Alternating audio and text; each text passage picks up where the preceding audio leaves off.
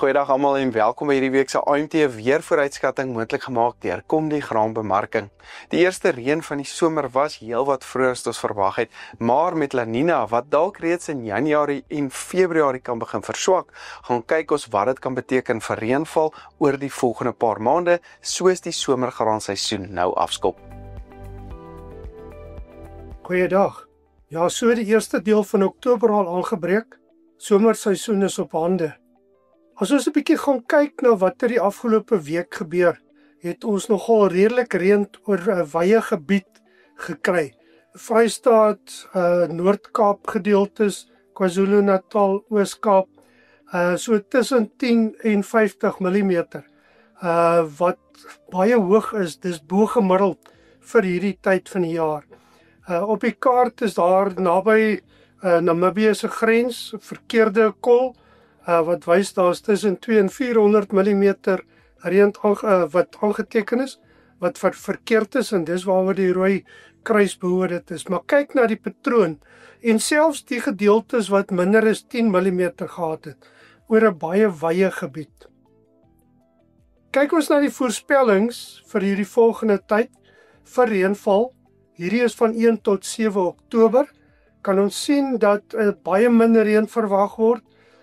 Vir die Wes-Kaap, winterreënvalgebied, so 'n bietjie reën oor die algemeen, maar ligte neerslae, maar nie veel reën nie. Die week daarna, 18 tot 14 Oktober, 'n bietjie verbetering, weer amper oor dieselfde gebied as wat die afgelope week of die laaste week van September reën gekry het. So daar is weer 'n kans hier van 8 tot 14 Oktober. En dan lyk dit, hier's nie 'n kaart daarvoor nie, maar voorspellings wys dat vanaf die laaste deel van Oktober reënvaltoestande heelwat behoort te verbeter. Temperature bly maar laag, oor die algemeen ondergemiddeld vir al ons minimum temperature vir hierdie tyd van die jaar.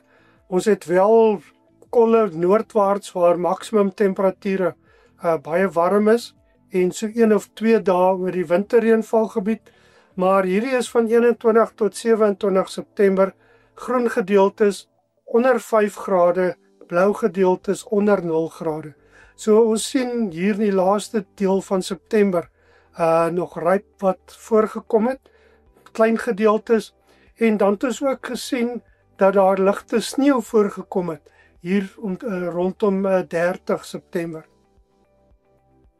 Bietjie langer termyn.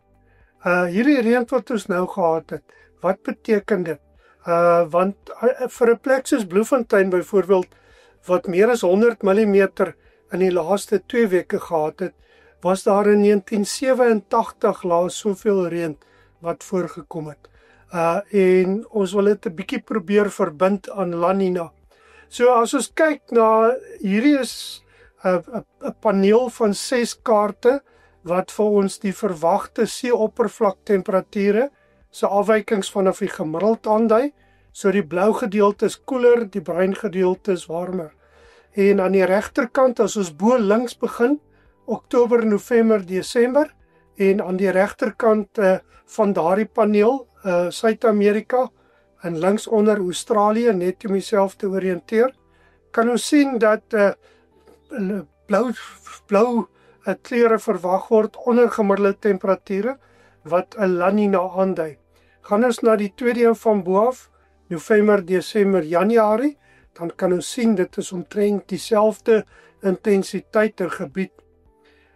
Die derde een van bo af, tweede een van onder af links, Desember, Januarie, Februarie, kan ons sien die voorspelling is heelwat ingekrimpte blou gebied. So kan ons aangaan links onder Januarie, Februarie, Maart. Regsbo is Februarie, Maart, April. En so gaan dit aan regs April, Mei, Junie. So dit lyk asof hierdie La Nina wat nou begin ontwikkel, reeds teen Januarie gaan begin draai, dalk al vroeër. Verlede jaar hierdie La Nina omtrent eers Desember begin ontwikkel. So hierdie is heeltemal 'n ander situasie.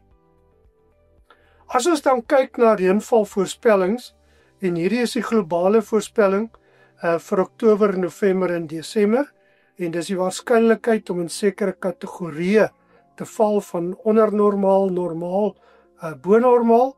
So ons stel belang in die groen gedeeltes en hierdie is Oktober, November, Desember en ek gaan dit 'n bietjie vergroot om hierdie Oktober, November, Desember net vir Afrika te kyk en kan ons sien dat die groen gedeeltes wat die bo-gemiddelde kategorie is oor die noordoostelike dele van die land begin inbeweeg. Gaan ons aan November, Desember, Januarie kan ons sien dat die groen intens word of meer intens, groter waarskynlikheid en ook oor 'n baie groter gebied waar dit uitbrei. Die wit gedeeltes is omtrent so 50-50, nie regtig voorspelbaarheid daar nie, maar die groen gedeeltes beter as gemiddelde kans. Desember, Januarie, Februarie omtrent dieselfde. Ons sien hier in die Oos-Kaap gedeelte brei dit uit, maar redelik groen nog vir die sentraal na oostelike dele.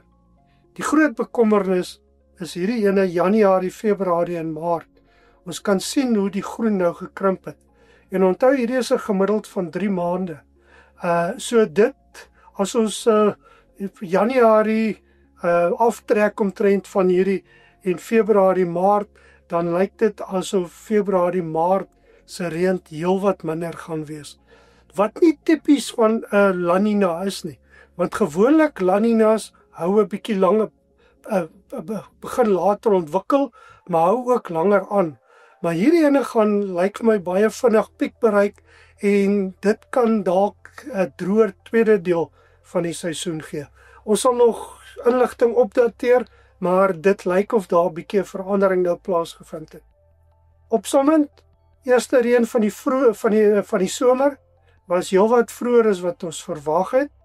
La Nina ontwikkeling is tans nog swak, dis so op die grens, maar dis ten minste 2 maande vroeër as verlede seisoen.